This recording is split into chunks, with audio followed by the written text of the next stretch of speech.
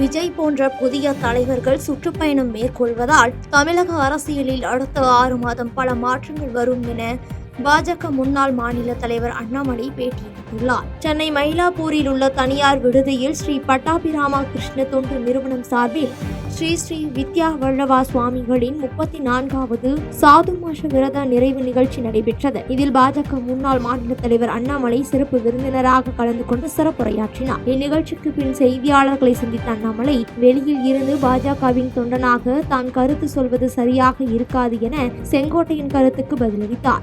மேலும் செல்வ பெருந்தகை பாஜக அதிமுக கூட்டணி பற்றி மட்டும்தான் சொல்கிறாரே தவிர தமிழகத்தின் பிரச்சனைகளை பற்றி பேசவில்லை என விமர்சித்த அவர், தமிழகத்தில் திமுக தலைமையிலான ஆட்சி 2026 மீண்டும் வராது என்பது திருமாவளவன் செல்வ பெருந்தகையின் பதற்றத்தின் மூலம் தெரிகிறது என தெரிவித்தார். இவர்களாகவே பதற்றத்துல தமிழகத்துல நிச்சயமாக திமுக தலைமையில் இருக்கக்கூடிய இந்த ஆட்சி நிச்சயமாக 2026 மறுபடியும் வராது என்பது இந்த பதற்றத்தின் மூலமா எனக்கு தெரியுது. அண்ணன் திருமாவளவனுடைய பதற்றம், அண்ணன் செல்வ பெருந்தகையுடைய பதற்றம் நமக்கு என்ன பாடத்தை சொல்லிக் கொடுக்குதுன்னா, அவங்க பதற்றத்தில் இருக்காங்க. வெளியே என்ன நடக்குது, அந்த கூட்டம் என்ன நடக்குது. அதனால இது வலிமையாகத்தான் இருக்கு. இதுல எந்த பிரச்சனையும் இல்லை.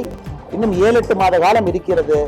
நடக்கும் பொழுது எல்லாம் நன்றாகத்தான் நடக்கும். அண்ணா திராவிட கழகம் மீண்டும் ஆட்சி அமைத்தால் விவசாயிகளின் அனைத்து கோரிக்கைகளும் முழுமையாக நிறைவேற்றப்படும் என கம்பத்தில் அதிமுக பொதுச் செயலாளர் எடப்பாடி கே பழனிசாமி தெரிவித்தார். தேனி மாவட்டம் கம்பத்தில் உள்ள சந்தை திடலில் அண்ணா திராவிட முன்னேற்ற கழக பொதுச் செயலாளர் எடப்பாடி கே பழனிசாமி மக்களை காப்போம், தமிழகத்தை மீட்போம் என்ற பரப்புரையை நடத்தினார். அப்பொழுது பேசியவர், கூட்டணியில் உள்ள அரசிடம் முல்லை பெரியார் அணை பற்றி பேசினால் தீர்வு உடனே கிடைக்கும் என்றும், ஆனால் அந்த விஷயத்தை திமுக அரசு கண்டுகொள்ளவில்லை என குற்றம் சாட்டினார். மேலும் மக்கள் துணையோடு அண்ணா திராவிட முன்னேற்ற கழக அரசு மீண்டும் மலரும் என்றும், அப்படி ஆட்சி அமைந்தால் அடுத்த ஆண்டு மாணவ செல்வங்களுக்கு லேப்டாப் திட்டம் கொண்டு வரப்படும் என்றும், திருமண உதவி திட்டம் தொடரும் என தெரிவித்தார். மேலும் பேசியவர், 18ஆம் கால்வாய் திட்டம் மூலம் தண்ணீர் திமுக அரசால் நிறுத்தப்பட்டதாக விவசாயிகள் கூறியுள்ளனர் என்றும், அதை அதிமுக ஆட்சிக்கு வந்தால் சீரான நீர் விநியோகத்திற்கு நடவடிக்கை எடுக்கப்படும் என்றும், அண்ணா திராவிட கழகம் மீண்டும் ஆட்சி அமைந்தால் விவசாயிகளின் அனைத்து கோரிக்கைகளும் முழுமையாக நிறைவேற்றப்படும் என தெரிவித்தார். திராவிட முன்னேற்ற கழகம் இன்றைக்கு காங்கிரஸ் மற்றும் கம்யூனிஸ்ட் கட்சியோட தொடர்பு கொண்டு கேரளாவிலே பேச்சுவார்த்தை நடத்தி முல்லை பெரியார் பிரச்சனைக்கு தீர்வு கண்டிருக்கலாம். ஆனால் இதை செய்யவில்லை. மீண்டும் அனைத்து இந்திய அண்ணா திராவிட முன்னேற்ற கழக அரசு உங்கள் துணையோடு மலரும். முல்லை பெரியார் பிரச்சனைக்கு நிரந்தர தீர்வு காணப்படும். இது விவசாயியுடைய அரசு. நானும் ஒரு விவசாயியா இருக்கின்றேன். இன்றைக்கு நான் விவசாய பணி செய்து கொண்டிருக்கின்றேன். என்னுடைய தொழிலே விவசாயம் தான். விவசாயி கடினமான தொழில். இரவென்றும் பகலென்றும் பாராமல், வெயிலையும் மழையும் பாராமல் ரத்தத்தை வீரையாக மண்ணிலே சிந்து உழைக்கின்றவன் விவசாயி தொழிலாளி. அப்படிப்பட்ட கடினமான தொழிலை இன்றைய முதலமைச்சர் அலட்சியப்படுத்திக் கொண்டிருக்கிறார் என்பதை மட்டும் நாம் எண்ணி பார்க்க வேண்டும். மீண்டும் அனைத்து இந்திய அண்ணா திராவிட முன்னேற்ற கழகம் வருகின்ற பொழுது இந்த விவசாயியுடைய எண்ணங்கள் முழுமையாக நிறைவேற்றப்படும். வத்தலக்குண்டு அருகே கொலை செய்யப்பட்ட மாட்டு வியாபாரியின் உடல் தோண்டி எடுக்கப்பட்டு கொலை செய்த இளைஞர் கைது செய்யப்பட்டார். திண்டுக்கல் மாவட்டம் வத்தலக்குண்டு அருகே ஐயம்பாளையம் கிராமத்தைச் சேர்ந்த காளி என்பவர் நாட்டு மாடுகளை வாங்கி தனது தோட்டத்தில் வளர்த்து வந்துள்ளார்.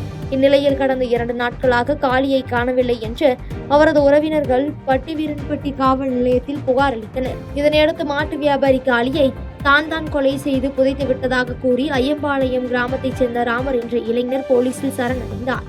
இதனைத் தொடர்ந்து ராமரிடம் போலீசார் நடத்திய விசாரணையில் காளி நாட்டு மாடு வாங்கி தரச் சொல்லி ராமரிடம் 3 லட்சத்திற்கும் மேல் பணம் கொடுத்ததாகவும், ஆனால் ராமர் சொன்னபடி மாடுகளை வாங்கி தரவில்லை என்றும், இதனால் காளிக்கும் ராமருக்கும் அடிக்கடி தகராறு ஏற்பட்டு வந்த நிலையில் சம்பவத்தன்று ஆத்திரத்தில் ராமர் காளியை மண்வெட்டியால் வெட்டி கொலை செய்து அவரது உடலை அப்பகுதியில் இருந்த ஒரு பெரிய பள்ளத்தில் புதைத்து விட்டதாக தெரிவித்துள்ளார். இதனையடுத்து ஆத்தூர் வட்டாட்சியர் முன்னிலையில் காளியின் உடல் தோண்டி எடுக்கப்பட்டு உடற்கூறு ஆய்விற்காக திண்டுக்கல் அரசு மருத்துவக் கல்லூரி மருத்துவமனைக்கு அனுப்பி வைக்கப்பட்டது.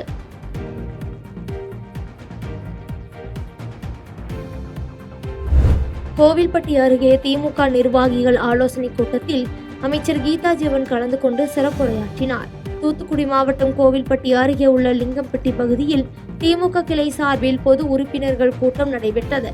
இதில் திமுக வடக்கு மாவட்ட செயலாளரும் சமூக நலன் மகளிர் உரிமைத்துறை அமைச்சருமான கீதா ஜீவன் கலந்து கொண்டு சிறப்புரையாற்றினார்.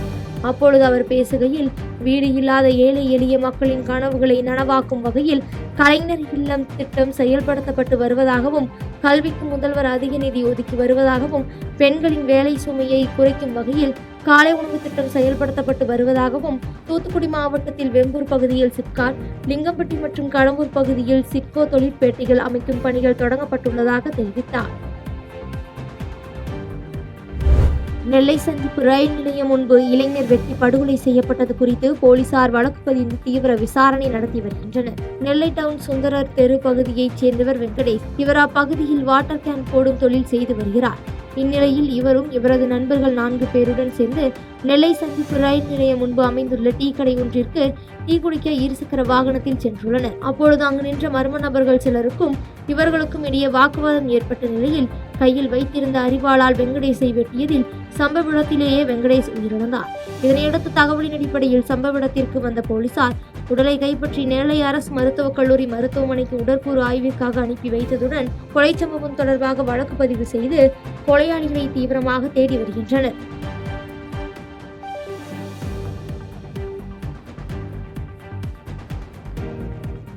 செய்திகளை உடனுக்குடன் தெரிந்து கொள்ள கீழ்கண்ட கேபிள் மற்றும் டிடிஎச் நெட்வொர்க்குகளில் எம்நாடு செய்தி தொலைக்காட்சியை காணுங்கள். பாதகம் செய்பவரை கண்டால் நாம் பயம் கொள்ளலாகாது பாப்பா. மோதி மிதித்து விடு பாப்பா, அவர் முகத்தில் உமிழ்ந்து விடு பாப்பா. அண்மை செய்திகளை உடனுக்குடன் தெரிந்து கொள்ள இணைந்திருங்கள் எம்நாடு தொலைக்காட்சியுடன்.